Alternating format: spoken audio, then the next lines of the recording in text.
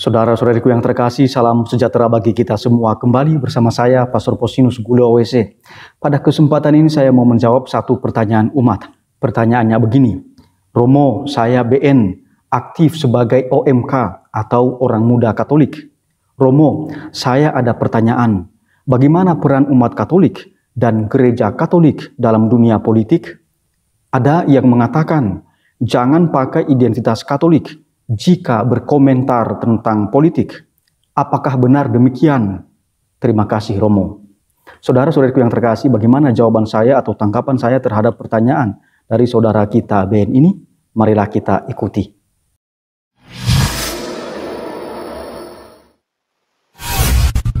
Adik BN yang diberkati Tuhan, terima kasih atas pertanyaan ini. Sangat baik kita jawab. Apalagi tahun 2024 ini merupakan tahun politik.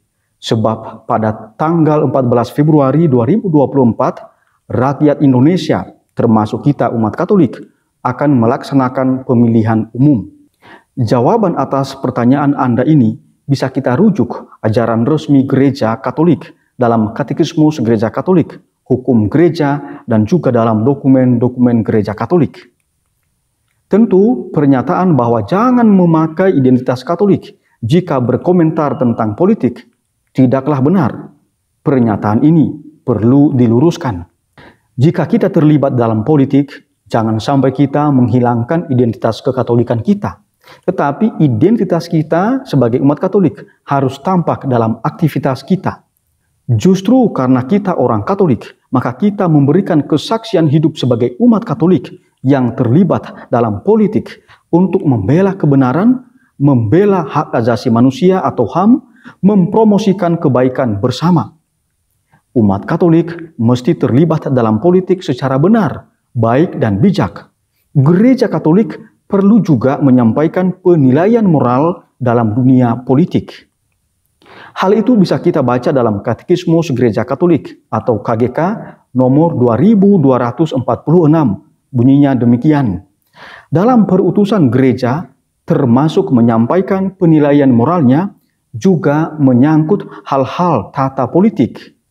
Penilaian moral terhadap politik mesti diberikan bila itu dituntut oleh hak-hak asasi manusia atau oleh keselamatan jiwa-jiwa dengan menggunakan semua dan hanya bantuan-bantuan yang sesuai dengan Injil serta kesejahteraan semua orang menanggapi zaman maupun situasi yang berbeda-beda.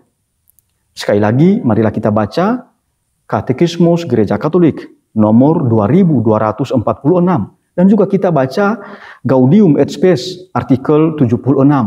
Gaudium et Spes itu merupakan dokumen Konsili Vatikan kedua.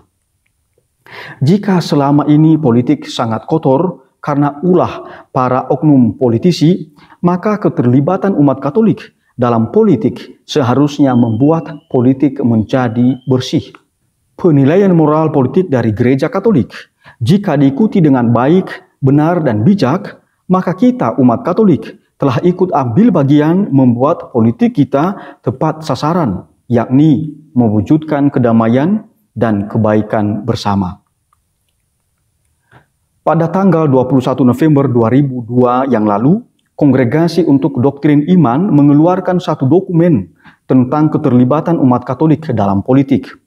Dokumen itu berjudul Doctrinal Note on Some Questions Regarding the Participation of Catholics in Political Life. Dalam dokumen ini, umat Katolik bukan hanya boleh berkomentar tentang politik, melainkan mesti terlibat aktif dalam dunia politik. Maka dalam setiap pemilu, umat Katolik jangan memilih tindakan golput, karena kita harus terlibat aktif untuk memilih calon pemimpin baru kita demi masa depan Indonesia yang lebih baik. Keterlibatan dalam politik mesti bertujuan untuk memperjuangkan kebaikan bersama, kebebasan otonom untuk memilih sesuai hati nurani, mempromosikan dan membela hak asasi manusia, mempromosikan etika politik, dan etiket perilaku merupakan salah satu cara untuk memelihara kebaikan bersama. Tentu saja kita perlu menyadari bahwa di antara umat Katolik ada yang memilih sebagai awam dan ada yang memilih sebagai klerikus. Para klerikus itu adalah kaum tertahbis, yaitu para diakon, para pastor atau para romo, dan juga para uskup. Gereja Katolik tentu mengatur keterlibatan para klerikus dalam politik. Para klerikus dilarang terlibat dalam partai politik atau parpol dan juga dalam struktur organisasi serikat buruh. Dengan kata lain, para klerikus tidak boleh menjadi anggota parpol. Larangan keterlibatan klerikus dalam partai politik ditegaskan dalam Kitab Hukum Kanonik, Kanon 287 paragraf kedua. Bunyinya demikian.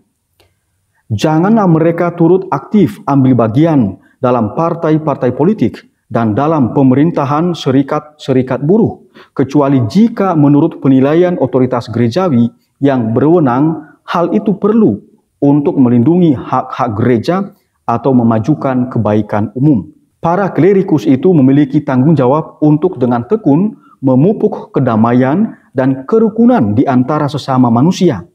Hal itu bisa kita baca di dalam Kitab Hukum Kanonik, Kanon 287 paragraf pertama. Dalam melaksanakan tanggung jawab ini, para klerikus mesti independen, tidak terafiliasi dengan partai politik manapun. Dalam melaksanakan tanggung jawab ini akan terganggu, bahkan tidak bisa dilaksanakan jika para klerikus terlibat dan berpihak pada partai politik tertentu. Larangan ini tentu saja tidak mutlak.